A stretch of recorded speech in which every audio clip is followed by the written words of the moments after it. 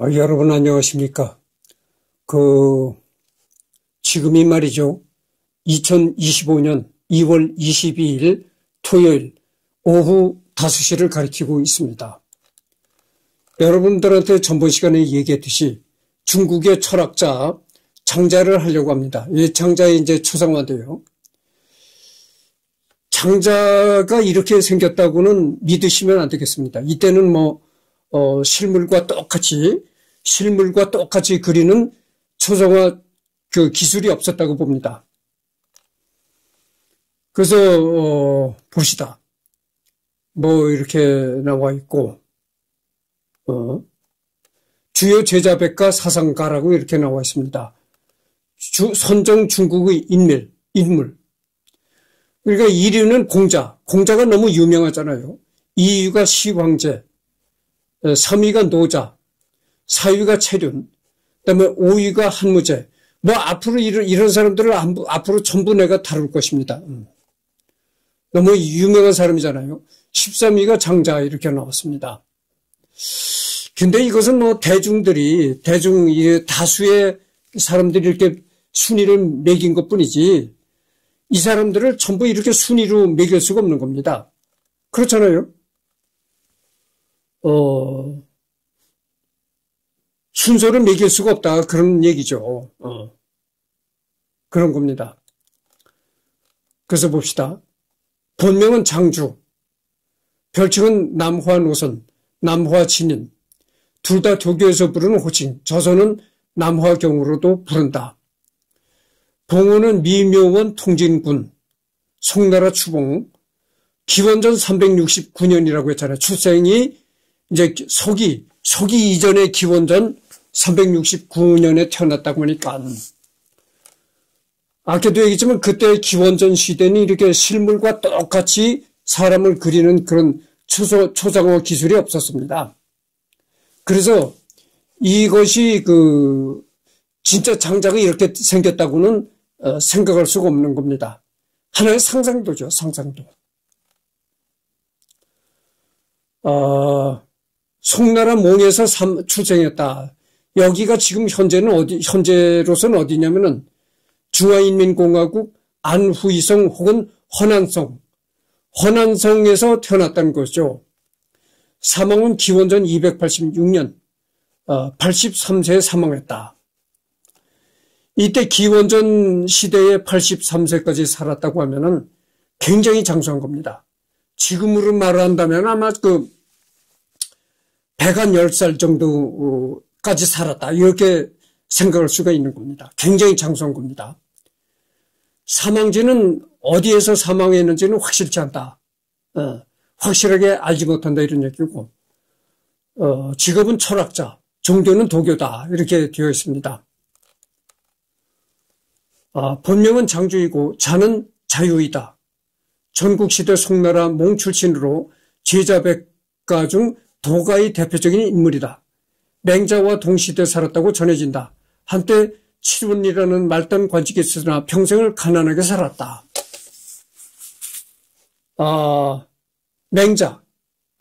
맹자와 같은 시대에 살았다는 것이죠. 맹자도 유명한 철학자잖아요. 맹자와 같은 시대를 살았다 이렇게 나오고, 도가를 넘어가도록 하겠습니다. 도가. 춘추시대에 태동한 제자백가 중의 하나, 노자를 시초로 보지만 노자가 도가를 창시하지는 않았다. 도가라는 분류가 생긴 까닭은 후대 사람들이 비슷해 보이는 사상들을 한 범주로 묶어 버렸기 때문이다. 노자, 양주, 열자, 장자, 황로학파라는 계보대로 도가가 일관적으로 계승되며 발전해온 사상이 결코 아니다. 그렇지만 실제로 도가로 분류된 학자들의 주장에는 공통점이 있다. 노자 이후엔 장자, 열자 등 사상가들이 노자의 사상을 계승했다. 노자가 일문을 이루려 했다는 정황이 없었다는 이유로 장자, 열자를 노자와 별개로 독자적으로 발전한 사상이라 보는 이들이 있는 반면, 이런 주장을 오류라고 비판하는 사람들도 있다. 열자만 하더라도 본문 중에 노자 도덕경의 대목을 그대로 언급하여 우주관을 피력하며 장자에도 노자가 등장하거나 도덕경에서 그대로 가져온 대목이나 개념이 많다.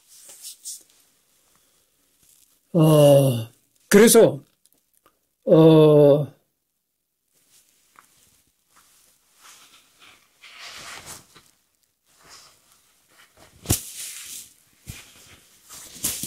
전반적인 사상은 알게 모르게 유가를 비롯한 여러 제자 백가의 사상들을 까는 내용으로 흐르는데, 특히 장자에서는 실존 인물 중 공자가 자주 출연해 여러모로 수모를 겪는다.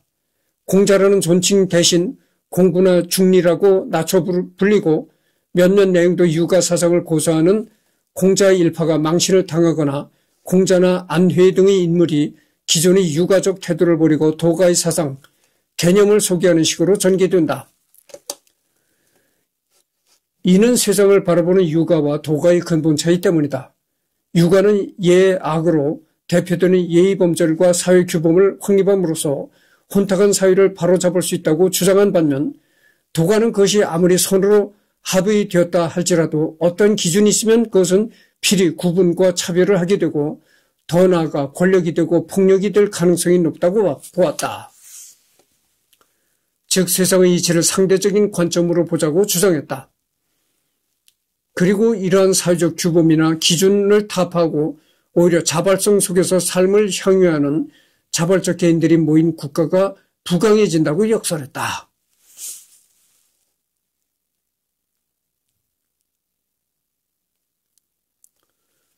그래서 여기 보면 유가는 예의범절과 사회규범을 확립함으로써 혼탁한 사회를 바로잡을 수 있다고 이렇게 생각했다는 거죠. 그렇지만 도가는 그렇게 사회규범이 확립되고 하면은 거기에 예속이 되고 거기에 이제 종속이 된다 이거죠. 규범에 종속이 된다. 그렇기 때문에 그 규범 자체가 나중에는 폭력이 되고 권력이 된다. 그렇기 때문에 이것은 옳지 않은 방법이다. 이렇게 도가는 유가에 대해서 이렇게 반발을 했다는 것이죠. 여기까지만 도가에 대해서 잠깐 소개하도록 하겠습니다. 왜냐하면 지금은 장자를 하는 시간이잖아요. 장자가 주인공이다 그죠. 장자가 주인공인 그런 그 시간에 다른 쪽으로 이렇게 자꾸 번져가면 안 되는 거죠. 그래서 본문으로 되돌아가도록 하겠습니다.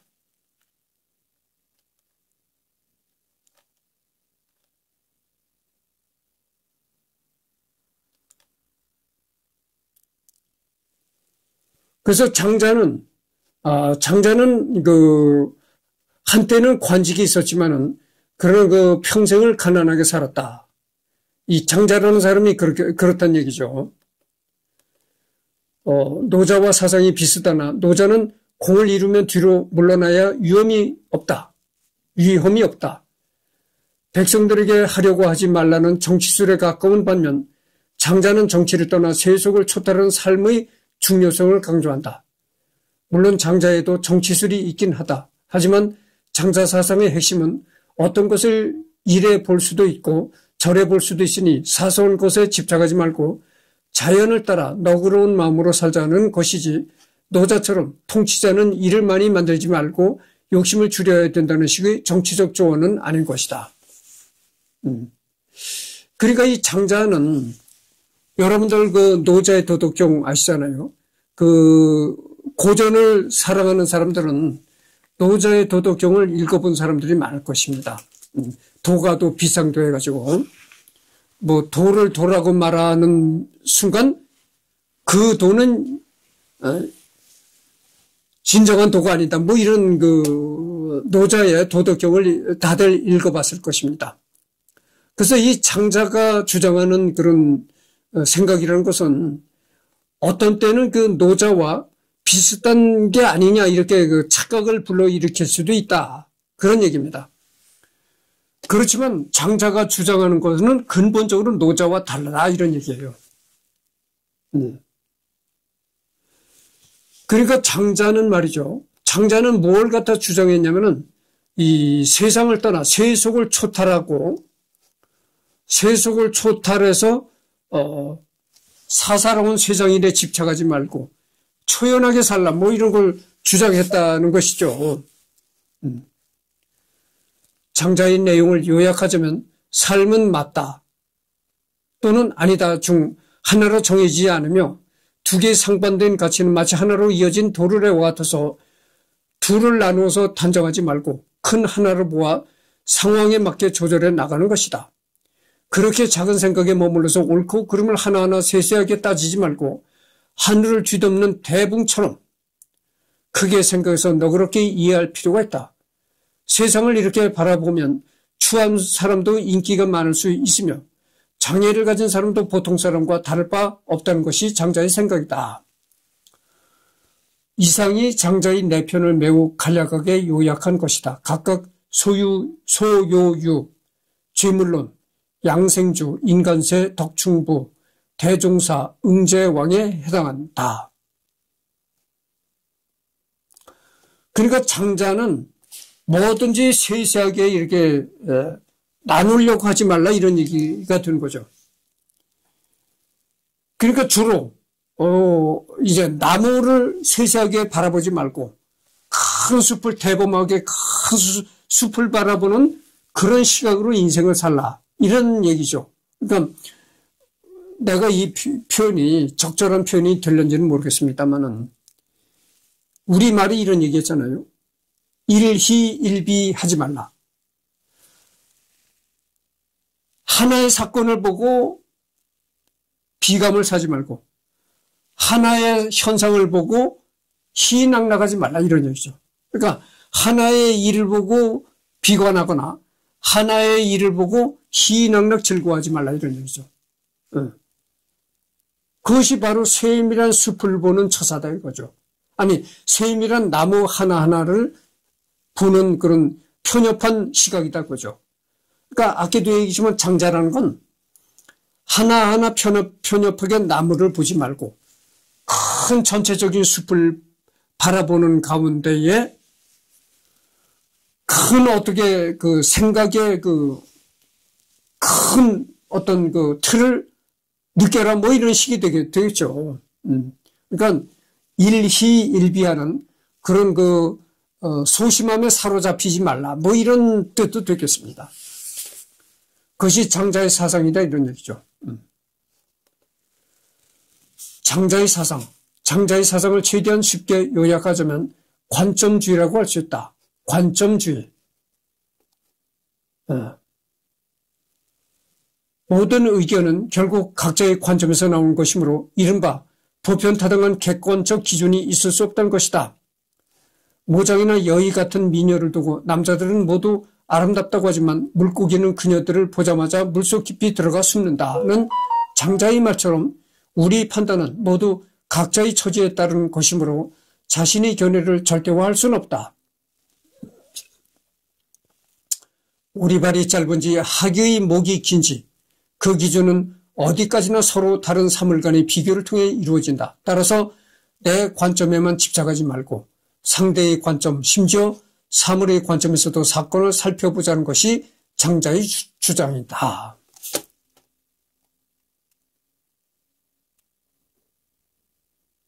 그러니까 이 말인 말이죠. 내 사견만 내세우지 말라. 내의 주관적인 생각만 내세우지 말라. 뭐 이런 뜻도 통하지 않을까 이런 생각을 합니다. 그러니까 어떤 아름다운 그 미녀가 나타났을 때 이승열이가 그걸 아름답게 느낀다. 그거는 이승열이 개인의 느낌이지 다른 사람은 또 아름다운 미녀라고 안 볼 수도 있다 이런 얘기죠. 그러니까 그렇잖아요. 예를 들면 나는 이 클래식 음악 애호 같아서 클래식 음악을 굉장히 사랑하고 듣고 있잖아요. 그러나 다른 사람은 또 클래식 음악을 싫어한다 이런 얘기죠. 그러니까 클래식 음악을 좋아하는 건 이승열이 개인의 그런 생각이 있고 느낌일 뿐이지 다른 사람은 또 클래식을 싫어하는 사람도 있다 이런 얘기죠. 그러니까 그거를 객관화해서 주장하지 말라 이런 얘기입니다. 장자 제2편에 나오는 엷은 그림자와 본 그림자의 대화. 여기서 엷은 그림자는 본 그림자를 보고 물체가 움직이는 데 따라 그대로 가닥 서고 앉았다가 일어서니 도대체 왜 그렇게 줏대가 없느냐고 따진다.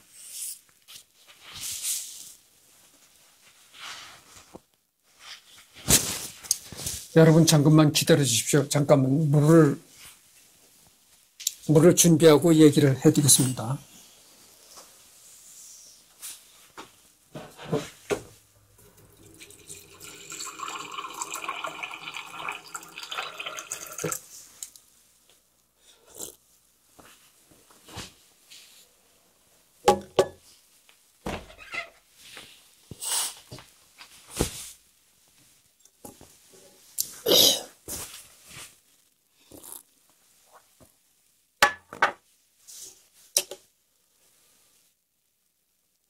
장자 제2편에 나오는 엷은 그림자와 본 그림자의 대화는 사물의 상호 의존성과 상호 연관성을 묘사하는데 궁극적으로 거슬러 올라가면 모든 존재의 바탕이자 움직임의 근원은 도일 수밖에 없음을 나타낸다.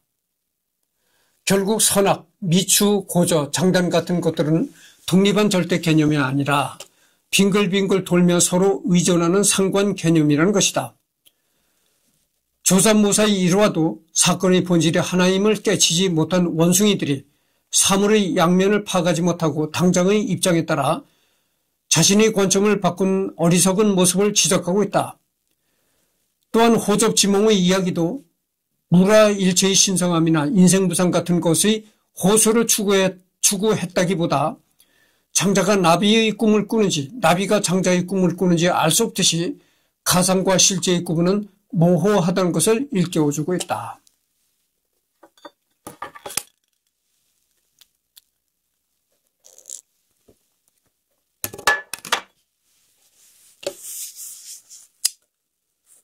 모든 존재의 바탕이자 움직임의 근원은 도일 수밖에 없음을 나타낸다. 이런 얘기입니다. 그렇다면 장자가 말하는 도란 무엇이며 어떻게 이것을 체득할 수 있는 것일까? 장자가 주장하는 도라는 것이 과연 그게 무엇이냐? 일단 장자는 도라 말할 수 있는 것은 도가 아니다라고 말한 노자의 노선을 따른다. 이게 노자의 도덕경에 첫머리에 나오는 얘기입니다. 도를 도라고 말한다면 그것은 도가 아니다. 이런 얘기죠. 근데 이런 그 노자의 의견에 따르는 것이 장자다 이런 얘기입니다.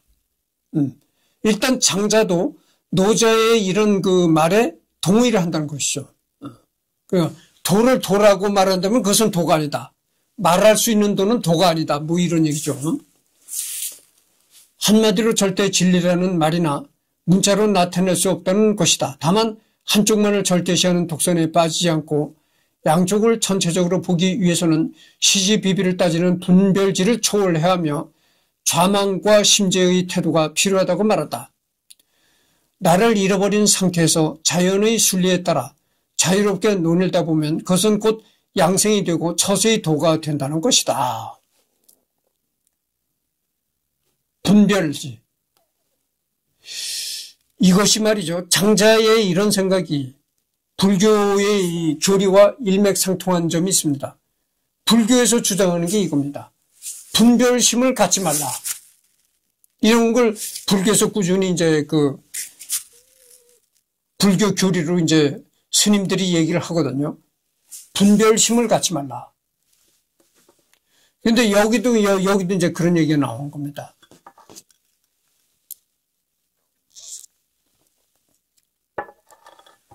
분별심을 갖지 말고 분별심을 갖지 말고 자연의 순리에 따라 자유롭게 살다 보면 그것이 양생이 되고 그것이 곧 인간이 살아가야 할 처세의 길이 되는 것이다. 이런 얘기를 하는 거죠. 이전 나무 위키에서는 장자의 글들을 현실주의라고 해석했는데 그조차도 장자를 어느 한쪽 프레임으로 갇혀서 해석하는 우를 범한 것이다. 오히려 제자백과 사상들 중에서는 한비자 등 법과 사상가들이 현실주의적인 색채가 강하고 냉정히 말하지만 장자의 철학은 현실주의도 초월주의도 아니며 그 모든 이원론을 초월하는 것을 독자에게 요구하고 있다. 오늘날로 따지면 이런 이원적 사고방식은 쓸데없는 아집과 편견, 국제주의, 민족주의, 특정한 정당색, 지역색 등을 아우른다고 할 수 있겠다. 장자가 그래 있다잖아요. 분별심을 없애라. 그리고 모든 것을 이렇게 분별해서 생각하지 말라. 뭐 이런 얘기를 했다고 했잖아요. 그래서 이렇게 분별심을 갖게 되면은 거기서 아집과 편견이 생기고 국지주의가 생기고 민족주의가 생기고 정당색이 생기고 지역색이 생긴다 이런 얘기입니다. 그러니까 이 장자의 그 말대로 생각하자면은 이런 식이 되는 거예요. 대한민국에서도 이 뭐 전라도니 경상도니 강원도니 이렇게 나누지 말고 전체적인 대한민국으로 생각하거나 그렇지 않으면 대한민국조차도 뭐 대한민국이니 뭐 중국이니 일본이니 생각하지 말고 전 지구촌으로 생각해라. 뭐 이런 식의 그 얘기하고 일맥상통하지 않을까 이렇게 생각을 합니다. 당대 사상가들이 대부분 성인의 권리를 빌리거나 지배 계층에게 조언하는 식으로 자신의 사상을 풀어나간 데에 비해 장자는 특이하게도 동물, 자연물 또는 이름 없는 민중, 백정, 수행하는 사람, 수레 만드는 사람이나 하급 관료와의 대화 등을 이용하여 이야기를 풀어나간다. 물론 장자의 일화에는 공주나 양주 같은 이들과 대화하며 이들보다 더 큰 통찰력을 보여주며 대화했다는 기록도 있으나 그마저도 권위 있는 자들이 어리석음을 풍자하는 것에 가깝다. 유명한 고사론, 호접지몽, 조삼모사가 있다. 그 외에도 대붕이나 포정해우, 해시와의 대담 등이 대표적인 일화이다. 호접지몽, 오랑캐호, 나비접, 갈지, 꿈몽. 예전에 장자가 꿈에 나비가 되었는데 펄럭이며 날아다니는 나비가 진실로 기뻐 제 뜻에 맞았더라. 그래서 자신이 장자임을 알지 못했다. 그런데 갑작스럽게 알고 보니 곧 놀랍게도 장자였다. 장자가 꿈에 나비가 된 것이다. 장자가 꿈에 나비가 된 것인가? 나비가 꿈에 장자가 된 것인가? 장자와 나비 사이에는 틀림없이 구분이 있는 것인데 이를 일컬어 물이 되었다고 한다. 흔히 인생의 덧없음을 뜻하는 말로 일장춘몽이나 남가 일몽과 비슷하게 사용하지만 출처에 나오는 이야기 뜻 자체가 상당히 모호하여 다양한 해석이 가능한 고사성어이다.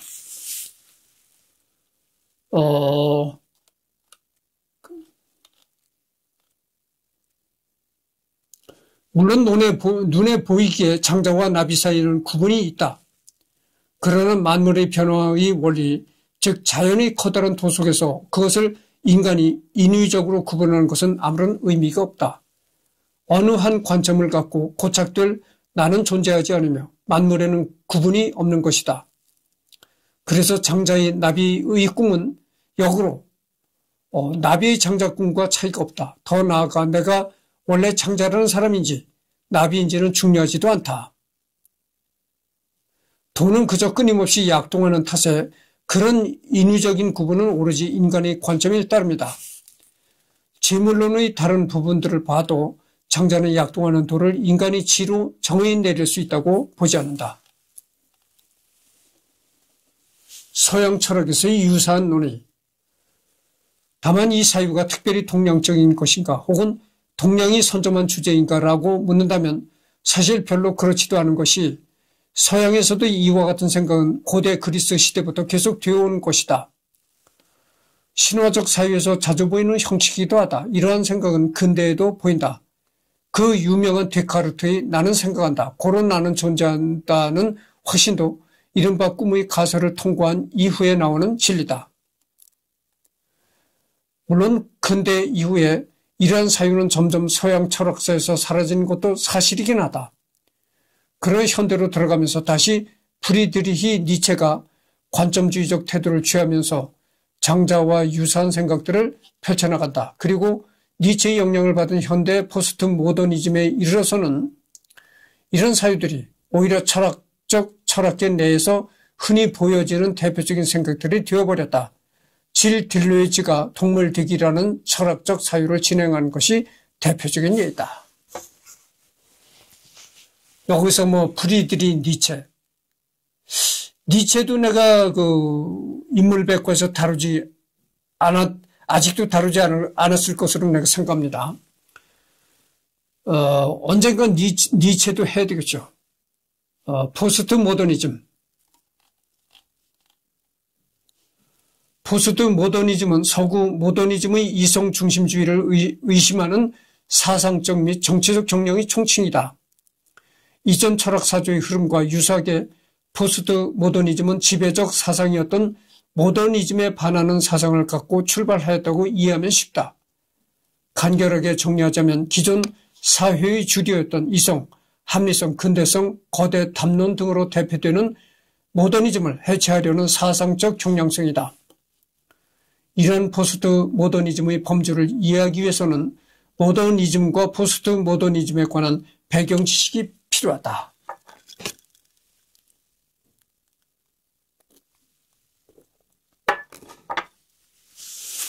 이 포스트 모더니즘에 관해서는 더 이상 깊게 들어가지 않겠습니다.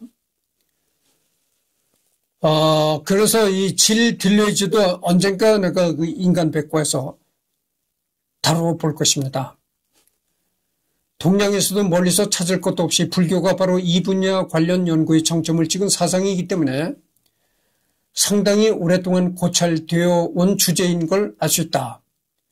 불교는 네팔과 인도 지역에서 출발한 사상인 만큼 서양과 동양의 이분 잣대로 구분짓기가 모호한 부분이 있지만 그 전파 경로가 분명 동방으로 치우쳐 있기에 보통 동양 사상으로 분류되는 것이 현실이다.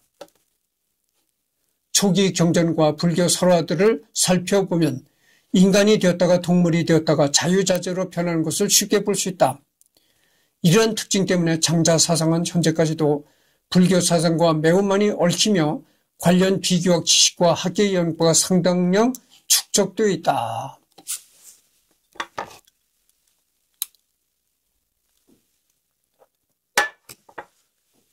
이 장자가 주장한 장자 철학 사상이 불교의 교리와도 일맥상통하는 부분이 있다는 것이죠. 내가 얘기했잖아요. 장자가 뭐라고 했습니까? 분별심을 갖지 말라고 했다고 얘기를 하잖아요. 분별. 뭐든지 이것은 옳고 저것은 그른 것이다. 이렇게 분별심을 갖지 말라. 이런 것을 장자가 주장했다고 얘기를 했잖아요.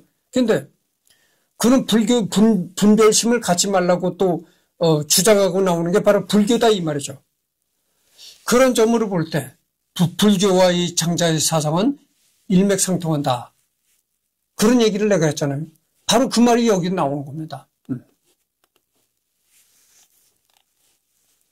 애당초 이 사상은 공상하기를 좋아하는 사람이라면 누구든 쉽게 고민에 빠질 만한 주제이기 때문에 반대로 관련 논의가 없었던 곳을 찾기가 더 힘들 지경이다. 우리가 체험하는 현실이 진실인지 거짓인지를 논하는 주제는 동서를 막론하고 인류의 보편적인 사고관이기 때문이다. 그래서 이를 두고 서양과 동양으로 구분해서 한쪽을 우월 혹은 열등한 것처럼 표현하는 것은 장자의 생각에도 맞지 않거니와 매우 잘못된 접근법이라 할 수 있다. 서로가 자각한 현실이 사실은 꿈속에서 자각한 자아였을지 당사자는 구분하거나 알 수 없다는 이러한 철학과 사고실험의 발상한 코즈믹 호러 장르의 가공의 신화에 등장하는 아자토스의 개념이나 개인의 꿈에서 컴퓨터 시뮬레이션으로 생각의 주체가 바뀌긴 했지만 시뮬레이션 우주 가설과도 어느 정도 맥락이 일치한다. 아자토스.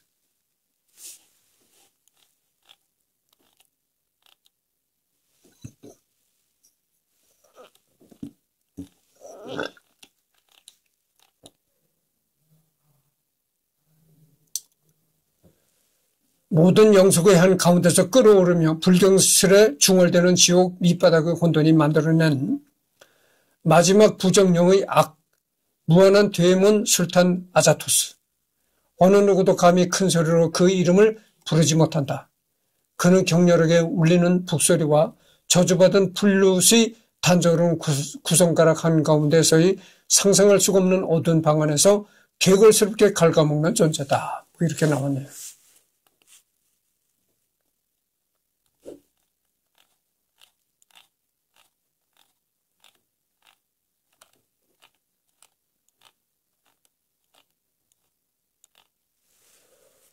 여기 보면은 그 미디어 믹스에서 나오는 얘기가 있는데, 나는 그 창자가 말이죠. 창자가 중국에서, 굉장히 아주 훌륭한 철학자이잖아요. 내가 뭐 김용옥 교수를 여러 번 기회가 있을 때마다 김용옥 교수 얘기를 하곤 하는데, 이 중국의 창자 철학가 같은 경우에는 김용옥 교수가 상당히 창자를 논하는 그런 이론이 많은 분입니다. 근데 그 창자가 중국의 철학자라고 해가지고 굉장히 내가 나무 위키에서 분량이 많을 줄 알았어요. 근데 의외로 창자의 분량이 적습니다. 나무 위키의 분량이 얼마 되질 않아요. 그래서 리딩이 빨리 끝나겠습니다. 이 나무 위키 말고도 또 위키백과라는 그런 곳이 있는데, 위키백과는 나무 위키보다도 더 내용이 짧아요.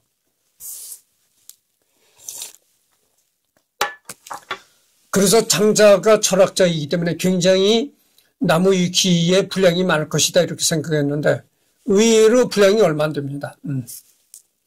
여신의 목록 페르소나의 오프닝에서 이 문구가 인용된다.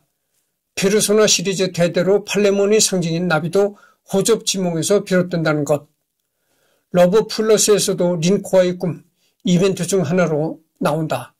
도서관에서 잠을 졸다 깨어난 주인공, 그리고 무슨 꿈을 꾼 거냐고 묻는 린코, 그리고 가끔 이 일상이 꿈이 아닐까 하는 생각을 한다고 말한다. 배경에는 창자가 놓여있다. 이런 게 나오네요. 여러 가지로.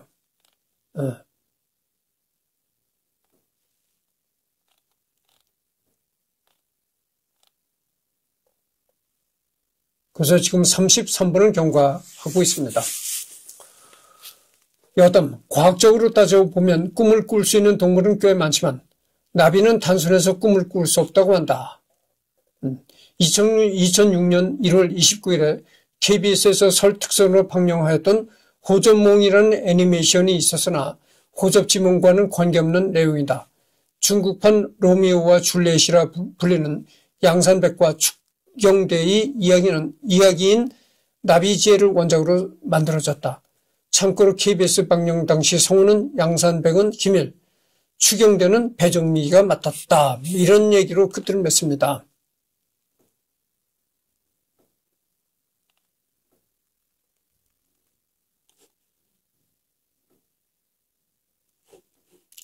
그래서 창자는 이제 끝났습니다. 처음이자 마지막이죠. 그래서 아까도 얘기했지만 창자가 분량이 상당히 많을 것이라고 생각했는데 의외로 분량이 아주 짧습니다. 간단합니다.